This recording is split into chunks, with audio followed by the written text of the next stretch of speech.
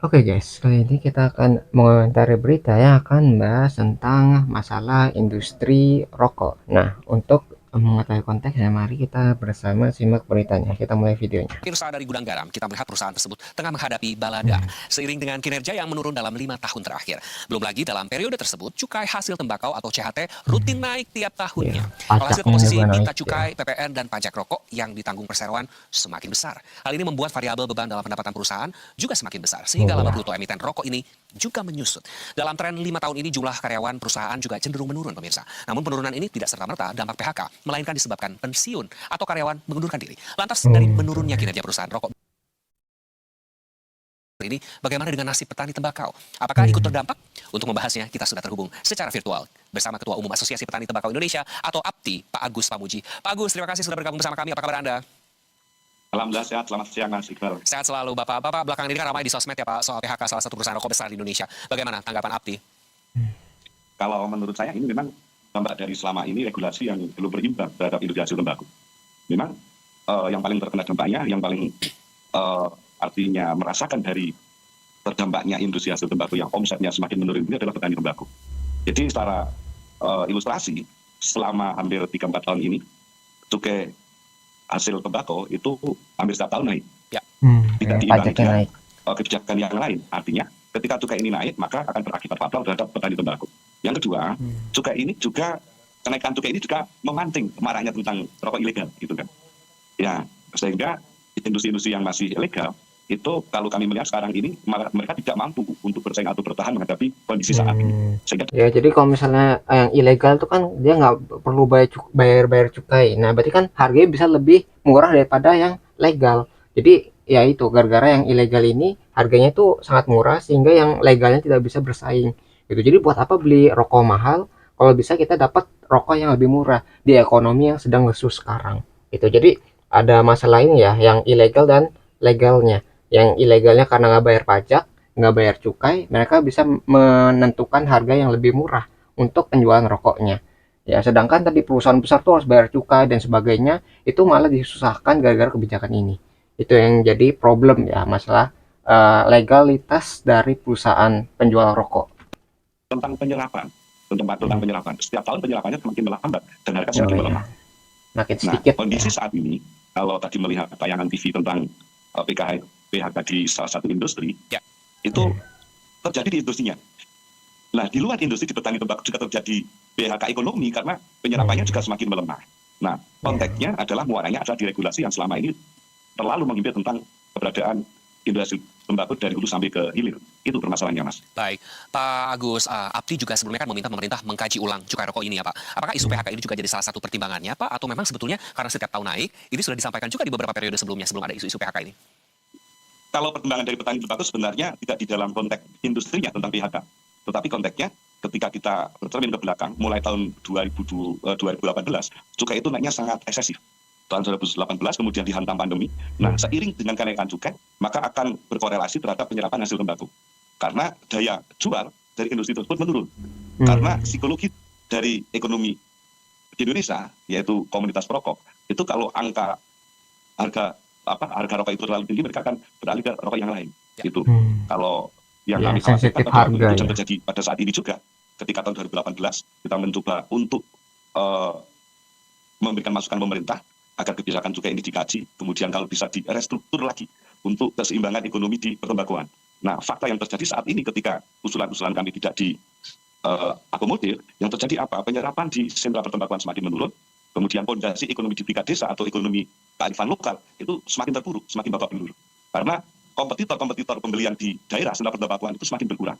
Nah, ini dasar landasan kan. Kemudian ada pandemi tahun 2022 Oh iya, ada cukai naik masalah lagi, ekonomi. 23 naik. Nah, sehingga yang terjadi saat ini dan merambah ke sektor industrinya tentang PHK. Nah, apa yang harus kami lakukan saat ini hanya satu, berharap bagaimana regulasi ke depan itu bisa dikaji dan berimbang. Karena apa? Kami melihat di fakta di lapangan, rokok-rokok yang sekarang ini masih legal, masih bertahan pada kepatuhan regulasi, itu semakin tergerus dengan rokok ilegal. Yang dimana rokok-rokok ilegal ini, pemilihan bahan bakunya juga kurang jelas. Itu juga kurang jelas. Begitu, Baik. Mas. Pak Agus, kebijakan cukai rokok ini kan Ya, juga sudah berlangsung beberapa tahun terakhir ya Pak. Apti sendiri menilainya, bagaimana sih Pak dampak langsung ke para petani tembakau ini? Seberapa besar juga kenaikan cukai ini kan ikut juga menekan permintaan dan akhirnya berdampak ke kesejahteraan ya, petani ya Pak, Hmm. di level paling bawah. Ya, jadi masalah rokok tuh nggak cuma rokoknya saja, tapi dari awal sampai akhir. Dari awal misalnya tembakaunya itu kan harus ditanemin. Itu nanti kalau misalnya rokoknya sekarang tuh hancur ya, industri rokoknya, nanti petaninya yang menanam tembakau itu juga akan terdampak. Jadi ini masalah dari hulu sampai ke hilir, dari produksi awalnya ya, daun tembakau ya, nanti diproses sampai akhirnya menjadi rokok terus bisa dijual. Itu banyak prosesnya dan banyak melibatkan banyak orang.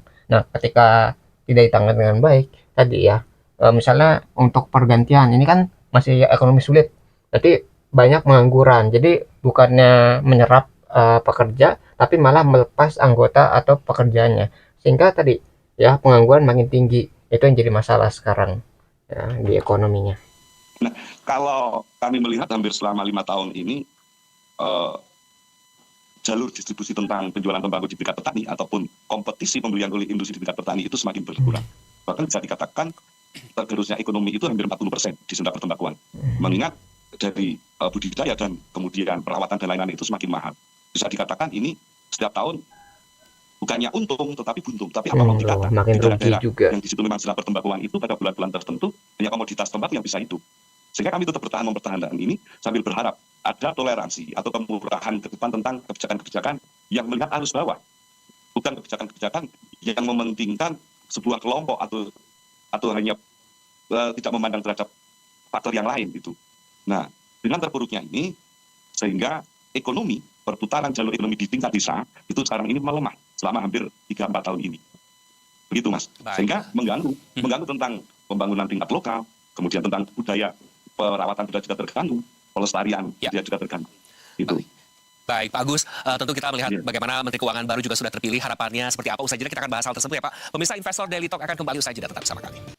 Pemirsa, terima kasih Anda masih bersama kami di Investor Daily Talk. Kita lanjutkan dialog dengan Ketua Umum Asosiasi Petani Tembakau Indonesia atau APTI, Pak Agus Pamuji. Pak Agus, pada saat diumumkannya Sri Mulyani tak lagi menjadi Menteri Keuangan, emiten rokok kan justru Harapan malah ke kompak menguat nih menteri kemarin, yang Pak, baru di nih ya. tengahnya anjloknya IHSG. Apakah industri rokok ini punya harapan tertentu nih terhadap Menteri Keuangan yang baru nih, Pak Purbaya? Pak Agus? Pak Agus? Sudah bisa mendengar suara kami, Pak Agus?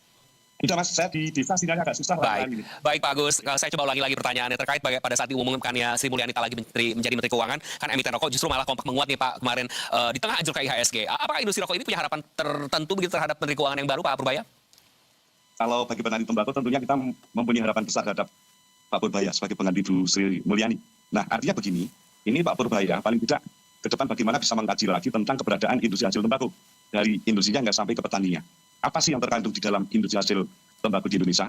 Bukan hanya tentang industrinya, bukan hanya tentang karyawannya, tetapi bagaimana di situ terkandung nilai-nilai kearifan lokal yang ada jutaan petani yang tergantung di dalam industri hasil tembakau.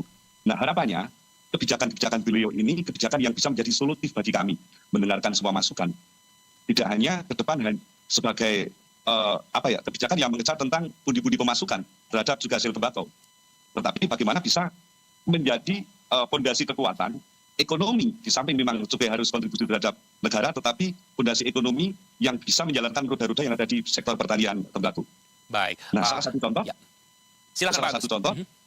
ketika kebijakan ini mendengarkan semua pihak, paling tidak petani ini yang paling diharapkan ke depan tentang kebijakan beliau seperti apa, industrinya seperti apa, kemudian karyawannya seperti apa, karena salah satu instrumen yang bisa membuat maju mundurnya perekonomian di sentra pertembakuan adalah kebijakan cukai. Walaupun cukai ini memang yang terkena pertama adalah industrinya, tetapi dampaknya adalah di sektor petani tembakau. Yang kedua, harapan kami, karena melihat fakta di lapangan ini maraknya rokok ilegal, nah paling tidak beliau juga mengkaji tentang maraknya atau menjamurnya rokok ilegal ini. Yang di situ memang memberangus tentang keberadaan industri yang masih legal. Nah, ketika ini dilakukan, maka ke depan kami masih mempunyai harapan besar bahwa kami bisa bertani dengan menanam tembakau dan bisa menjual tembakau dengan baik. Karena kami tidak mau tembakau ini atau industri tembakau ini hanya tinggal cerita ke depannya. Yang memang keterberangusannya ini terdampak dari ketidakkeseimbangan atau ketidakadilan dari kebijakan regulasi pemerintah. Nah, yang terakhir, bahwa penindakan terhadap rokok ilegal ini juga perlu dilakukan agar ke depan bisa membuat payung segar atau kebijakan yang memayungi semua unsur gitu kan. Karena kami sampai saat ini masih tergantung terhadap maju mundurnya industri nasional. Selama ini tembakau ya masih diakomodir oleh industri nasional, sehingga ketika industrinya itu diakomodir dengan kebijakan-kebijakan yang memayungi, otomatis nanti dampaknya juga akan berdampak efek domino positif di tingkat petani. Nah, yang terakhir, karena bang terberangusnya ekonomi di IHT ini adalah awal mualanya dari regulasi, maka Pak Menteri Keuangan yang baru ini agar arif dan bijaksana. Artinya kearifan ini dilakukan dan kami masih percaya bahwa Bapak Presiden Prabowo akan menjaga kedaulatan ekonomi nasional itu kan. Nah, kearifan-kearifan itu yang memang diperlukan. Begitu Mas. Baik, Pak Agus, lantas dari APTI sendiri, para petani tembakau juga, apakah ada insentif khusus yang diharapkan dari Menteri Keuangan yang baru ini? Di mana juga kebijakan soal cukai misalnya, kesehatan dan tenaga kerja juga yang tetap berimbang dan tidak merugikan hulu industri begitu khususnya petani? Ya, kami sangat berharap sekali terhadap Pak Menlu yang baru. Bagaimana di dalam mengambil langkah tentang kebijakan-kebijakan menyangkut rakyat kecil, wabil khusus rakyat petani tembakau, itu harus mengkaji secara komprehensif, mengutamakan tentang perputaran roda ekonomi, kemudian keanekaragaman budaya pertanian di Indonesia. Artinya, tembakau yang selama ini menjadi dasar ekonomi di tingkat perputaran desa, kemudian sebagai dasar tentang adanya cukai hasil tembakau yang pundi-pundi pemasukannya masuk ke negara ini harus dilindungi secara utuh. Baik perlindungan secara tanamannya, perlindungan secara keekonomiannya. Menyangkut bahwa tanaman tembakau itu bagi kami bukannya sekedar tanaman, tetapi sudah menjadi jati diri teman-teman petani tembakau di sentra pertembakuan. Nah, maju mundurnya pertanian tembakau salah satunya adalah di kebijakan cukai. Ketika cukai ini dilakukan kebijakannya seperti yang sudah-sudah, ya, ke depan kami akan mati. Tetapi ketika mereka akan merestruktur kebijakan ini demi negara kesatuan Republik Indonesia yang di situ ada petani tembakau, itu yang kami harapkan ke depan. Gitu. Baik. Dan sekarang ini lagi masuk angin ekonomi di pertembakuan, bukan hanya industrinya, tetapi petaninya juga lagi masuk angin. Nah, ya, harapannya bahwa beliau akan menjadi obat bagi kami, agar kami bisa melangkah dengan ekonomi yang kuat, ya, negara akan menjadi sehat gitu.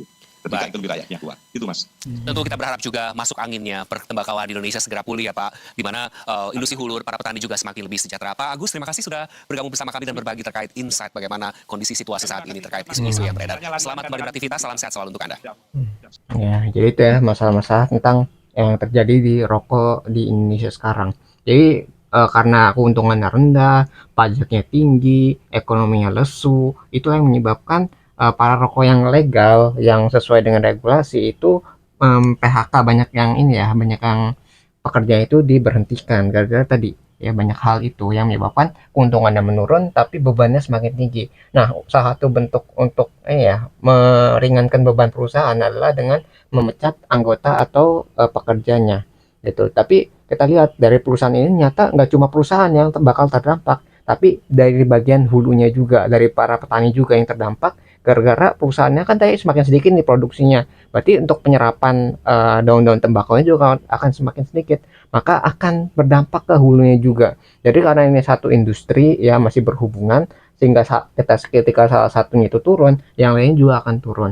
Dan ini tidak membuktikan bahwa wah kalau misalnya rokoknya itu semakin sedikit yang terjual berarti Indonesia itu makin sehat. Wah ini enggak juga ternyata. Ternyata gini, ada banyak tadi ya rokok-rokok ilegal yang malah menutup ya jalur yang legal malahan. Jadi mereka yang nggak bayar pajak ya buat rokok sendiri itu yang hasilnya tuh akhirnya lebih murah daripada rokok yang legal. Jadi ini malah menghancurkan industri yang membayar pajak tadi kepada pemerintahnya. Jadi itu bukan berarti bahwa wah Indonesia makin sehat, nggak banyak yang makin rokok, tapi masalah rokok ini itu malah digantikan dengan yang ilegal tadi, yang tidak membayar pajak, yang nggak ketahuan tuh bahan yang di dalam rokoknya ada apa dan sebagainya. Itu kan bisa berbahaya kalau misalnya nggak sesuai dengan ketentuan yang ada gitu. Ya itu yang menjadi masalah gitu ya. Jadi yang dari ilegalnya yang bakal mengisi perusahaan-perusahaan yang legal ini. Jadi kasihan tuh harganya jadi nggak timpang ya harganya, jadi nggak bisa bersaing sih yang legalnya, karena yang legal tadi harus bayar pajak, harus sesuai regulasi, harus kayaknya mementingkan pekerjanya, itu kan semuanya harus diurus. Nah itu kan memiliki beban yang sangat tinggi dibandingkan dengan yang ilegal. Yang ilegal tuh nggak dapat pajak, kalau ngejual dia bisa lebih murah, terus untungnya lebih besar, dan di sini negara juga dirugikan gitu ya. Jadi apa ya Jangan sampai kita menatap satu masalah itu dari satu bagian saja, tapi dari berbagai hal, supaya kita bisa tahu nih secara utuh bagaimana satu industri jatuh ternyata bisa menyebabkan yang lainnya juga ikut terdampak. Ya, ini dalam masalah rokok sekarang. Nah, mungkin itu yang bisa kita pelajari dari berita ini. Nah, kalau kalian tertarik dengan sumber videonya, ya beritanya itu link sudah saya cantumkan di deskripsi video. Nah, mungkin sekian yang bisa saya sampaikan. Semoga video bisa bermanfaat. Kurang lebih mohon maaf. Kita ketemu lagi di pembahasan selanjutnya. Insya Allah.